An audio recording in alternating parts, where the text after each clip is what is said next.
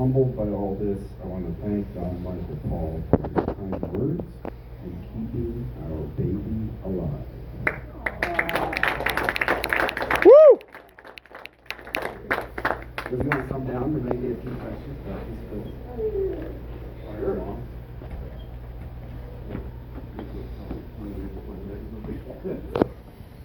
God, what do we say about this one? Woo! So, in case y'all notice, this is a lot different than the last one, right? This one was heavy on action and comedy. And I think Tremors Bloodlines is doing a little bit more into the horror and comedy. So we wanted to make this one a little bit bigger, a little bit more actiony, more humor, and I'm pleased with the way it turned out. Did you guys like it? Woo!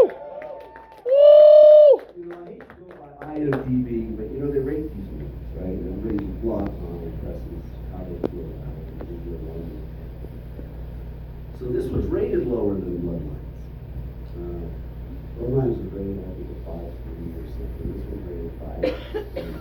So this one, in general, by the audience, was not rated as high. Well, I wonder why. I think about it because I think in some ways, as a director, storytelling, this one feels to me a little bit more satisfying. But I'm an action director primarily, and I like action. So I like the action in this a lot. I think we delivered on the comedy, and to me it felt bigger in scale and scope, even though we were in one small place. And I think, you know, one of the great things about the Tremors franchise is that it's always about a surrogate family, right? A group of people that's put in one spot that aren't necessarily related to each other, but they're a family, right?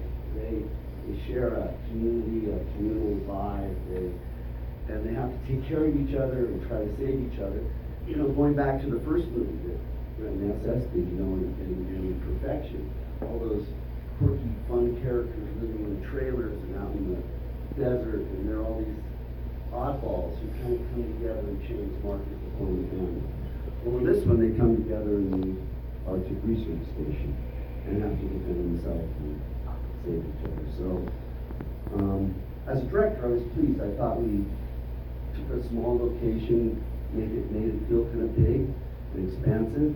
We got to do our water scene, which I enjoyed doing, and that was there was visual effects there. So what you don't see is that we were in the middle of the city and we erased the city and put the Arctic in the background. But yeah, that is right on the coast, the Atlantic coast, in Camp Spade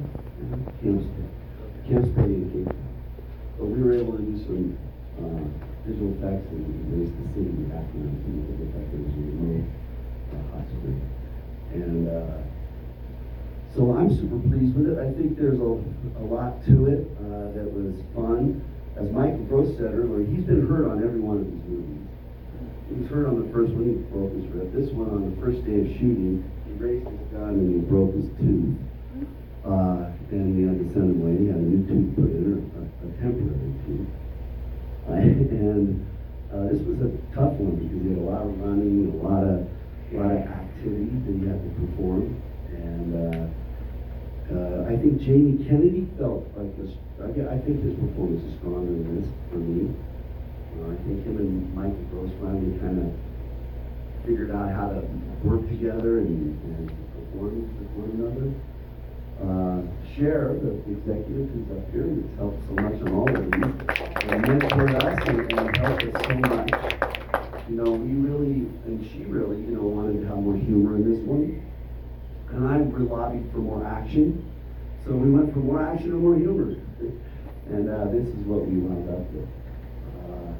I think I personally, as a director, got better this time around, understanding the franchise maybe a little bit more. Understanding how to make it a little bit better with all the different moving parts that you have to manage along the way. So I'm super pleased with it.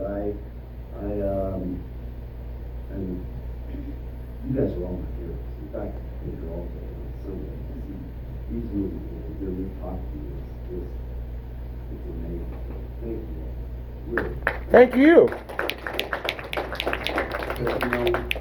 But, we spend a lot of time making these movies. Months of my life. I go away. We shot this in Africa. I posted it in Africa. I edited it in Africa. I spent a lot of time there, away from my children, away from my family. So we put a lot into these. So the fact that you guys, and we do it for you, right? Yeah, I make a living at it, and I pay my bills. But we really do it for you. So thank you all for being here. You guys have any questions? You were cheering this whole time. What's going on with you, man? I love it. So do you like this one better than Bloodlines? No, No? but You cheered more. I'm getting so excited. And I think, it's like the weekend comes to an end. I think it's hard for us to not be even more excited about it than the first day. But so I actually kind of have like a two-part question. Yeah. First thing was so the trucks in this movie and the last movie, it's almost reminiscent of Fast and Furious, like very made up, but also like very badass. Yeah. And so that's my first question: is just where did those inspiration come from? Like, are those based off real vehicles? Are they not? And my follow-up question is, what's the significance of the HK91? I'm not a gun guy, but throughout all of the movies, though, that's been kind of like the secret gun that's kind of like had the like Bert's heart. I'm just curious about that as well. Yeah. Well, and again, I'm going to have a hard time remembering this, but go back to the very first movie. Right. Second movie. No, goes back to the second movie. The HK9. Heather takes the HK91 in the divorce, and it breaks Bert's heart. So it's the second movie. But basically, I think it's set up in the first, but maybe it's paid off in this. But anyway, she gets the gun in the divorce. And he's devastated by it. He loved that gun. And in the Bloodlines, he has that whole speech in the cage where he talks about, I missed that gun, but and I kind of miss you too. He has that whole bit. So that's kind of a running theme. But that goes back to, he says the second movie, so he's probably right. I'm sure he knows more about it than I do. But it's kind of this thing that was between he and Heather, who was played by. You want to tell me? Who? Is she famous? Like a country singer or something? Reba McEntire. Who unfortunately hasn't come back in any of the previous installments since. But as to the cars and the trucks, in the first one, Bloodlines, South Africa has a very powerful military, and the orange truck that they drive, the orangest one that has cradle stone on the side, that's a military vehicle called a Buffalo, which is South Africa's Buffalo, and it's just such a cool truck. And I saw it, and it's sitting there, it was all rusted and nasty. And I said, hey, let's just clean that thing up, spray it. The Tremors goop that we spray over everybody all through this movie, that Tremors orange, I call it the Tremors orange. That goes back to the original movie, and the very specific color of the graboid blood and guts is that orange mixed with a tinge of the red, right? So I wanted to paint that truck orange and give it, because I love the truck. So that's a South African military vehicle. And then the green truck that was in that movie was just a Land Rover, which are all over South Africa. And we just painted it green and gave it a little flavor. This truck here that's in this movie was already created by another movie, and it's a Buffalo as well. And they welded a bunch of stuff all over the top of it and made it look like it looked. And it was just there and available, and I said, well, hell, let's just use that one. We'll take advantage of the production design that other movie did, and we'll put it in this one. So that was another Buffalo truck, but it just had more stuff that they put on top of it. And, you're going to find out in the next one, I don't want to give too much away, but and you guys know this because you're super fans. Bert's a gun fanatic, right? He loves his gun. And so every movie within this franchise, you try to give Bert a bigger, more gun to shoot, right? And the fourth one where I think he shoots that big. It's a punt gun. cannon. Yeah, punt gun. Yeah, massive thing, right? So in Tremors 5, I said, well, what gun can I give him that's bigger than that? So we gave him missiles on a helicopter. Right? This one, we didn't have the big gun, but what we did have, you know, was a lot of stuff blowing up. We blew a lot of, I mean, this one we used, I forget how much, but that's the most goop we've ever blown in the Tremors movie. We were spraying goop all the time, and it was super fun. I mean, there's these huge, thousands of gallons of stuff that they create, and we put them in these massive metal kind of funnels, and they just exploded everywhere. So we shot a lot of goop in this movie. I wanted it to be goopy and actiony, and we didn't want to lean as much on the horror. So that was the goal. What else? I'm going to have to do a little research about, because sometimes, because I don't know if you guys have noticed this, sometimes it's the MK91, and once it's referred to as the MK41. Yeah. In the cage, he calls it an HK-41, but then at the beginning of the movie, it's an HK-91. Yeah. I try to forgive you on that. It's okay, man. Michael feels bad about that, actually. Yeah. So here, in my head canon, this is for everybody. I take it that he's suffering from heat exhaustion. No, it's just a mistake. I'm trying to help out a little bit. It's heat exhaustion. We made a mistake on that. It's an HK9. We made a mistake there, and you know, my fault. I should have caught it on the set, but we didn't. So it's in there.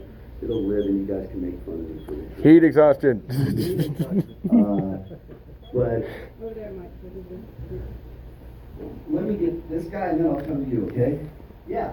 My question is, what's the difference between the graboids from South Africa to the Arctic graboids, since they literally look about the exact same, especially when you compare the Arctic graboids? Wouldn't they have more close to the North American variety than the African? Mm-hmm. Don't you love this guy? He's into this etymology. I love it. You know, a lot of discussions about that. First of all, to make them different from the African variety or the North American variety, I don't know if you noticed, but in this one, the graboids and the asplorhs, they had kind of a frosted tone. Their skin was a bit more like a beluga whale. It had a whitish quality, a touch of white and blue on their dermal armor. So they weren't the normal kind of burnt orange and brown. And that was in the design phase. When we started this movie, we said, okay, we're going to put them in the Arctic. What do Arctic animals look like, right? They don't have the same coloring as, for example, a desert animal, you know? Polar bears, for example, beluga whales, penguins, all those things that are, you know, the big Arctic animals always have a white feature. They always have some kind of white and black and blue feature. So we tried to give their dermal armor in this one that feature.